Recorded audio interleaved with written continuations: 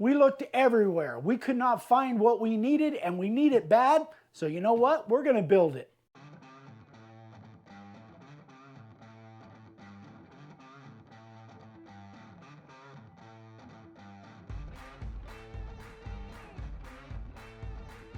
We're going to Utah in July. Total archery challenge is going on up there in the middle of July. We've got a booth, a 10 by 10 booth, that we're going to be displaying our custom tables. So we needed to find a rack that would work for displaying the most amount of our tables as we could in a small space. We looked and looked, could not find anything. So we're going to go ahead and build this thing and see if it comes out the way we need it and the way we see it in our head. So guys, we've been talking about how to make this rack for 2 or 3 weeks, and we finally decided on an idea. So we got 2 8-foot 2x4s and 2 8-foot 4x4s, both pressure treated. Now the lumber racks we used, we got from Amazon, and we got a 6-pack for $87, I think it was. Now we only ended up using 4 of them, and we only ended up using 2 of the legs per instead of 3. That left us plenty to use to actually put a lumber rack in our cave where all our material is. So first thing we had to do is figure out the spacing to make sure that we cut our 4x4s at the right length. We built one leg first, and we did this because we weren't exactly sure how it was going to end up. We figured this out on the fly. So we cut one of the 4x4s at 67.5 inches. Now we want this thing to be able to break down. So what we did is we cut dado joints in the 4x4s. And we cut about 1 inch to 1.25 inch dado joint all the way across. The reason for that is we're going to use the blue pine shiplap to go in between the 4x4 legs. That way it gives it a nice aesthetic look. Now we don't have a dado stack, so we had to make multiple cuts. We took a lot of time measuring, making sure that this notch was going to be perfectly centered in between both 2x4s. Again, we did them one at a time. So we cut one side of the notch, and then we flipped the board around and we cut the other side and made sure that it was exactly where we needed it. And then once we confirmed that it's right where it needed to be, we made cuts about every 1/4 inch or so. That way it was pliable enough to get a screwdriver in there, because we didn't have a chisel the right size, to pry those pieces out and then smooth it up. This is a perfect example of, even if you don't have the right tools for the job, you can make do with what you got if you have to.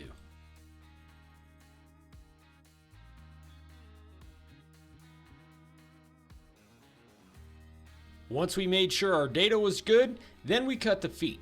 So we weren't exactly sure how long these feet were going to have to be, but we knew they'd have to be pretty long in order to support all the weight on there. So we decided on 4 feet legs, 2 feet for each side. Now Dad measured the exact center, and he measured a notch for the 4x4 to fit in. We wanted to give this just a little bit more stability than just screwing it on there. So we actually used our miter saw, and we set the depth, and we did the same thing we did with the dado joint. We made a bunch of cuts in there, and then we actually had a chisel the right size for this part. We chiseled it all out and smoothed it out and made sure that it was exactly the right fit for our 4x4. And Dad nailed this one. He got it perfect.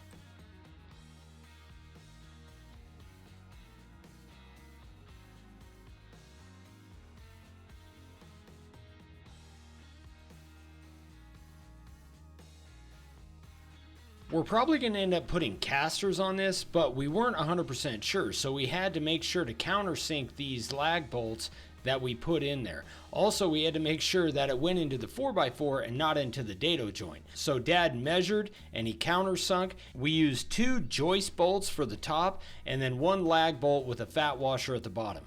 I think joist bolts would have been fine, but we only had 4 and we wanted 3 points of contact for each leg. Deciding where to put the racks on the 4x4 is where it got a little bit tricky. We have different sized tables and we want these things to sit at an angle, so they have to fit in there just right. So Dad cut a piece of 2x4 that was 26 inches wide, and we used that to measure exactly where these things need to be. Again, this is all kind of guesswork, but this turned out perfect. Mounting these things was super easy. All you had to do was drill a couple of pilot holes, and then we used 4-inch wood screws that came with the racks themselves to mount them on there.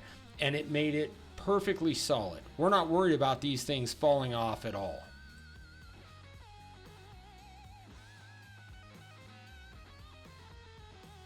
Once we got one leg done up to this point, we went ahead and decided to make the other one exactly the same way. Now we had to figure out how we were going to join these two together and keep them supported. So what we did was we cut a 16-inch square out of 3/4 inch plywood and then cut it in half diagonally. And we're going to use this to join the two pieces together. Now we weren't sure if this was going to be enough support, so we had planned on putting a triangle on each side of each leg, but that would have really messed up our cross beams. We weren't sure how that was going to work. So we went ahead and started with one just to see if that would be enough. And it turns out that it was. This triangle right here actually gave it plenty of support to hold up all the weight of the tables. If you're going to do something like this, make sure to use glue and screws. Dad used a bunch of glue and a bunch of 3-inch wood screws to make sure that it's going to hold it in place once the weight's on there. Now that the two individual pieces are solid, we had to find a way to solidify the whole rack as one unit, but it's got to be able to be taken apart and put back together pretty easy. So we used a 4-foot 2x4 on top and bottom, and we used a Forstner bit to countersink and a giant spade bit to drill a hole big enough to put 5-inch bolts through it. And we decided to use regular nuts instead of wing nuts because I want to be able to get a ratchet on this thing and really crank down and make sure that this thing doesn't fall apart or tilt or lean once we put a bunch of weight on it. We put 2 nuts and bolts on each corner, that way it's not just a pivot point, but it holds it nice and solid.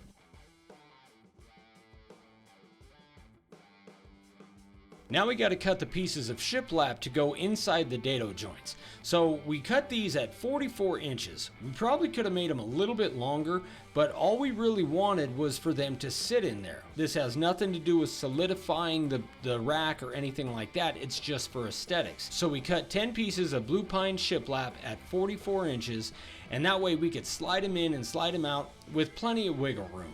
It's not a super tight fit because, again, they're just sitting in there. It's just to make it look nice. Now, one thing that I didn't record for whatever reason, I don't know why, is that once this was all done, we actually sanded down the shiplap because you can see there's some burning on a few of them. We sanded it down with a random orbital and a 120, and then we put 2 coats of clear on it just to make it look a little bit nicer. Now up to this point we hadn't put the lumber racks on the other side yet because we weren't sure if it was going to be strong enough to support that much weight.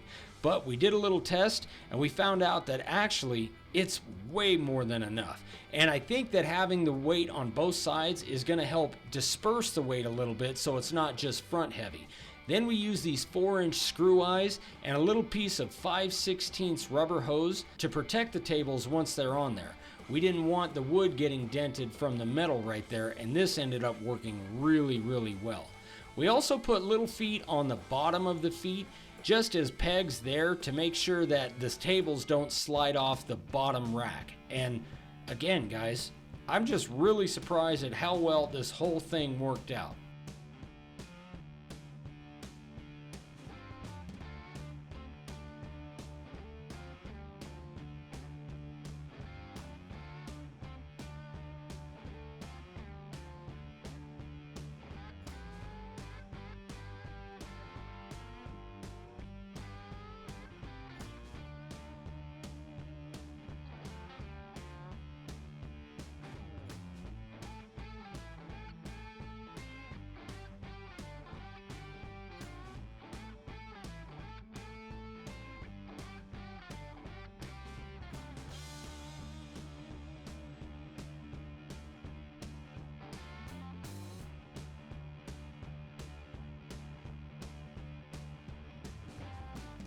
There it is.